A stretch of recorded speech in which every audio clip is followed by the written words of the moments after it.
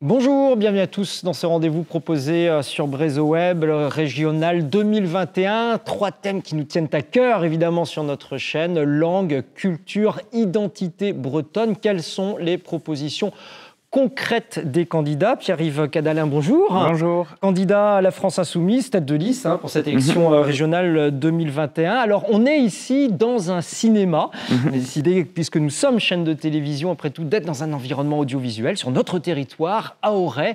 Et petite question traditionnelle qu'on a souhaité avec chaque candidat avant d'aborder ce thème de la langue bretonne, c'est de choisir une chaise d'artiste, comme il y en a plein dans ce cinéma, qui lui correspond. Vous avez choisi qui? Alors, j'ai choisi Charlie Chaplin. Et pourquoi?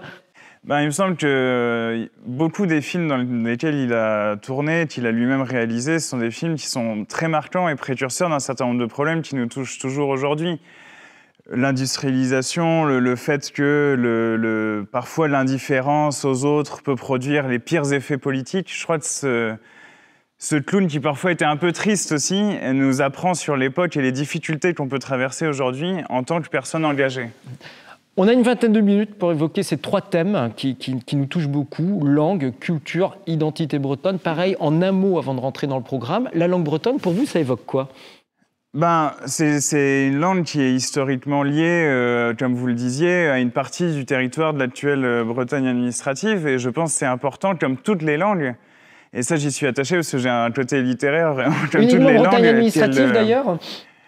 Ça, on peut y venir après, mais comme toutes les langues, c'est important qu'elles puissent continuer à être pratiquées, qu'elles puissent continuer à être enseignées, qu'elles puissent être transmises.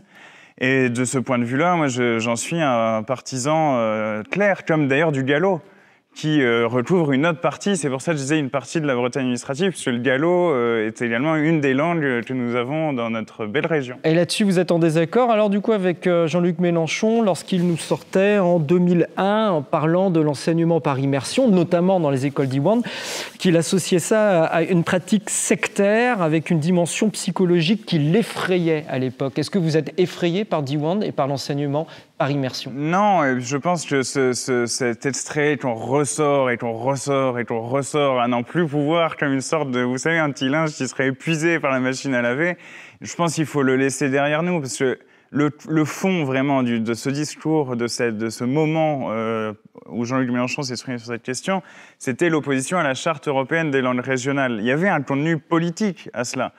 Sur l'enseignement en immersion, il faut en discuter. Il y a eu un débat il y a quelques années de cela pour qu'il soit intégré à l'enseignement public. On peut le remettre sur la table, remettons-le sur la table. Il n'y a rien d'effrayant à débattre et à délibérer sur ces questions. Il y a quelques semaines, la loi Molac était votée en Assemblée nationale. La quasi-totalité des candidats de LFI ont voté contre, sauf un. Des députés. Pardon. Bastien Lachaud, je voyais du groupe parlementaire, parlait d'une menace chimérique sur les langues régionales.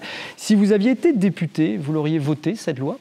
Moi, c'est ce que je disais l'autre jour sur TVRN. Je pense que je me serais sans doute abstenu, puisqu'il y avait des aspects assez positifs dans cette loi qui permettaient quand même de renforcer la pratique des langues régionales, encore une fois.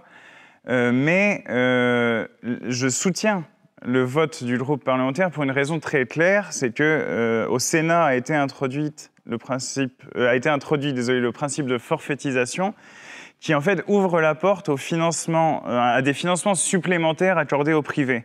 Et donc je demande à celles et ceux qui nous écoutent, il n'y a pas une position de la France Insoumise contre les langues régionales, il y a une position de principe, c'est-à-dire pas de financement supérieur au privé, à ce que permet déjà la loi Carle. Donc pas de financement à Diwan, qui par définition est une école privée. Mais ni au privé catholique. C'est pour ça que je dis qu'on peut remettre sur la table le fait que Diwan puisse ou non intégrer. Il faut en discuter, il faut en délibérer collectivement. Je veux dire, l'éducation nationale, c'est notre affaire à toutes et tous.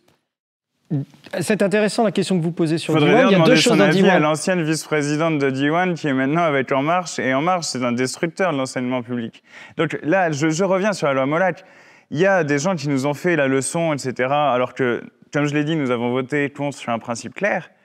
Mais les mêmes les macronistes, les gens de la droite, n'ont aucun problème à détruire l'enseignement public. Or, le breton et le gallo pourront être transmis correctement dans le bilingue public si on soutient notre enseignement public correctement en Bretagne. Alors que je comprenne bien votre position, oui, pourquoi pas un financement de Diwan si Diwan est inclus dans l'éducation nationale. Oui, et c'est un débat qui, il y a une vingtaine d'années, si je ne me trompe pas, je n'ai pas envie de me tromper sur la date, mais c'est un débat qui s'est tenu il y a une vingtaine d'années et qui n'avait pas abouti. On peut le remettre tout à fait sur la table. Mais encore une fois, l'idée, c'est notre conception de la transmission des langues régionales passe, comme d'ailleurs notre conception de la transmission en général, par la défense de l'instruction publique et de l'éducation nationale.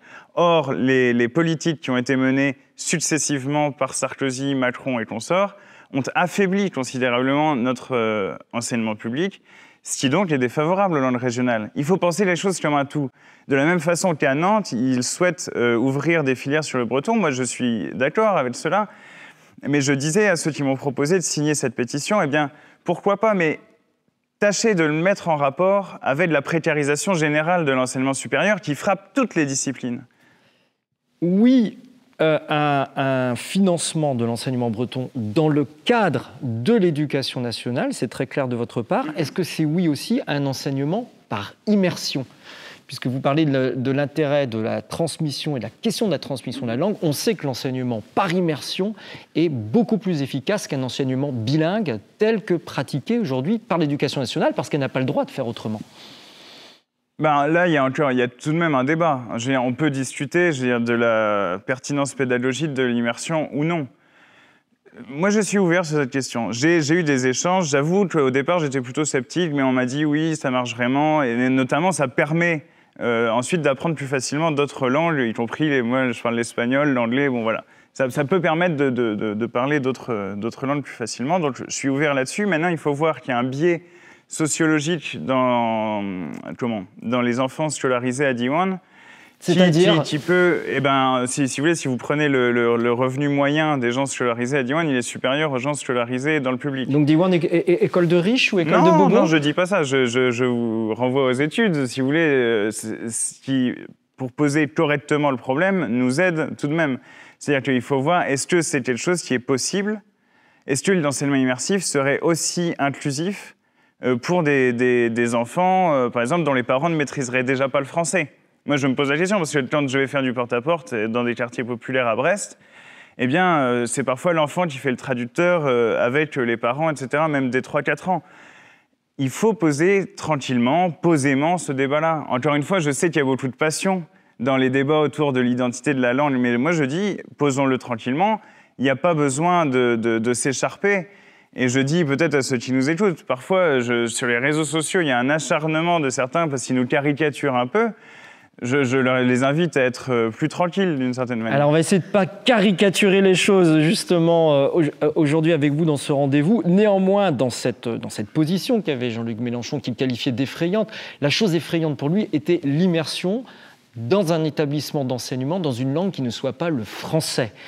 Oui au breton, mais dans une certaine limite, mais en tout cas pas du 100% breton. Est-ce que vous êtes dans ce positionnement idéologique ou est-ce que vous restez sur les intérêts éducatifs, pédagogiques ou sociologiques que vous défendiez tout à l'heure ?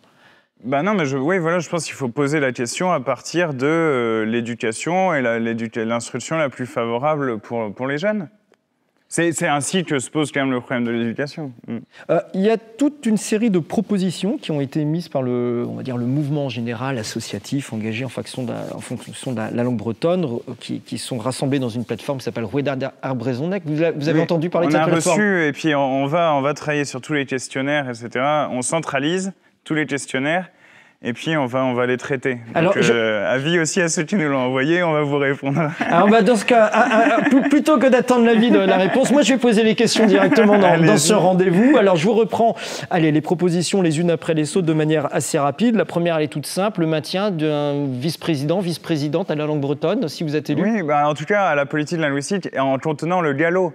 Parce que le gallo, souvent, est marginalisé, alors que c'est tout de même une partie importante de la région qui en fait, pour une partie de ce qui avant s'appelait la Haute-Bretagne, etc., n'a jamais vraiment parlé breton, mais parlait gallo. Et je pense qu'il est important aussi d'assumer la pluralité linguistique de la Bretagne et de ne pas laisser le gallo comme un parent pauvre Ce serait dommage. Mais évidemment, un vice-président à la politique linguistique. Un budget doublé. Quelques chiffres que nous donne cette plateforme. On est à 2,50 € grosso modo dépensés par breton pour la langue, contre 7 € en Corse, 20 € en Pays de Galles. Où est-ce que vous mettez la barre, vous, à la France? Honnêtement, là, pour être clair, nous avons un programme. Un programme, c'est une globalité. Et nous engageons des dépenses sur la gratuité, par exemple, des TER pour les moins de 25 ans, des dépenses sociales sur la gratuité des manuels scolaires, sur des mécanismes d'annulation de la dette paysanne. Donc, il va falloir quand même opérer un chiffrage global du programme avant de pouvoir s'engager. Parce que c'est facile de faire une campagne et dire « ah oui, là, oui, oui », et hop, de sortir le carnet de chèques alors qu'on n'a pas... Et vous ne l'avez pas chiffré pour votre campagne? Si, on va le chiffrer là, justement, mais c'est pour ça que je vous le dis, on est en train de le chiffrer, donc je n'ai pas envie de m'avancer sur un objectif budgétaire. Des aides de la région qui seraient conditionnées à l'emploi, l'utilisation, la mise en avant de la langue bretonne. Vous y êtes favorable? Alors déjà, nous sommes favorables à la conditionnalité des aides sur critères sociaux, sur le respect de l'égalité femmes-hommes, sur le respect de critères écologiques, sur le respect de conditions de travail dignes pour les travailleurs. Et la langue bretonne, c'est pas un critère sociétal? Comment ça? Vous dites on est favorable à une conditionnalité sur les critères sociaux, effectivement, respect homme-femme, parité, critères environnementaux. La langue bretonne ne peut pas être un critère supplémentaire. Je pense qu'on a un désaccord de principe, mais c'est pas très grave. Je ne pense pas que ça puisse être introduit comme un critère discriminant pour les aides aux entreprises. Alors que, si vous voulez, quand on défend l'égalité des travailleurs, l'égalité entre les hommes et les femmes, et donc ces principes qui doivent être respectés partout, eh bien là, on peut rendre les aides conditionnelles, alors qu'on ne peut pas créer une obligation à parler breton. Ça, vous l'entendez? Moi, je pose la question de la plateforme, vous savez. Oui, non, mais je veux dire, il y a un problème. J'invite, y compris ceux qui ont rédigé cette question, à articuler ce principe avec la Constitution. Parce que je veux dire, le principe d'égalité, c'est quand même un problème si on commence à dire, eh bien, il y a une obligation de parler breton pour recevoir des aides. Il y a des obligations environnementales pour recevoir des aides aujourd'hui. Oui, mais elles ne sont pas anticonstitutionnelles. Le bilinguisme systématique, notamment dans tous les transports, puisque la région est en charge de la politique des transports. Aujourd'hui, dans les TER, on n'entend pas un mot de breton, alors que si vous allez par exemple dans le métro à Toulouse, tous les arrêts sont signalés en occitan et en français. On n'a pas un affichage bilinguisme systématique, que ce soit dans les gares routières. Vous y êtes favorable? Oui, on peut aller dans ce sens-là, oui. Une négociation, une convention État-région avec cette fois-ci une généralisation de l'enseignement de la langue bretonne, notamment dans le premier degré, et 40% des postes avec du breton dans le premier degré. Nous sommes favorables à ce que, et d'ailleurs on a quand même beaucoup progressé ces dernières années dans ce sens-là, le breton puisse être enseigné dans le public et que les Bretons puissent apprendre, s'ils le souhaitent, le breton ou le gallo d'ailleurs, dans le public. Donc de ce point de vue-là, il faut continuer à avancer, mais en revanche, je suis, et nous le sommes comme liste, hostile à ce que ce soit rendu obligatoire. Généraliser n'est pas obligatoire. Est-ce que vous voyez une différence entre les deux? C'est pour ça, moi je dis généraliser, ça va déjà dans le bon sens aujourd'hui. Et lorsque vous voyez des cas, par exemple, comme à la rentrée, et il y en a tous les ans, je vais prendre un qui n'est pas très loin d'ici, à Lanester, près de Lorient, où malheureusement un poste de langue bretonne qui était attribué ne peut pas être comblé parce qu'on a une bronca, soit des enseignants, soit d'éducation nationale en français, pour défendre des postes en français avec l'impression que ces postes vont être cannibalisés par le breton. Quelle est votre réaction?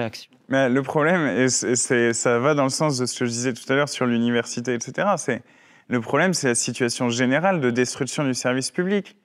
Et à toutes celles et tous ceux qui défendent le breton et le gallo, je dis, mais justement, serrons les rangs pour défendre le service public, l'État, l'éducation nationale, et le fait que si nous ne les défendons pas, nous ne pourrons ni sauver, j'ai envie de dire, les mathématiques, la philosophie ou le breton.